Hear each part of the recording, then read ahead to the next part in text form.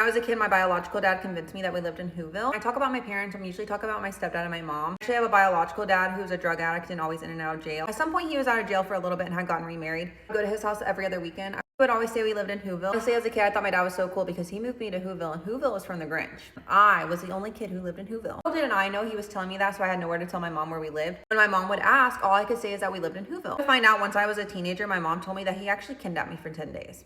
All I had ever told her is that we lived in Whoville. He never brought me back when he was supposed to because he was only supposed to have me for the weekend. I can just imagine my mom calling the cops and being like, yeah, she told me she lived in Whoville. I don't think she actually said that. How terrifying. I would be terrified that I sent my kid off with a drug addict and now she's gone for 10 days. Obviously, I came back at some point. I thought legally you had to let the other parent know where you live. Maybe you don't. I don't know. I do know my mom was not sending me off willy-nilly. It was court ordered that I had to go see him, which is crazy because he had DUIs with me in the car and all kinds of drug charges, and he still had rights to me. I do know my mom fought for him not to have any custody, but somehow he was still able to have like every other weekend. But yeah, that's the time I lived in Whoville.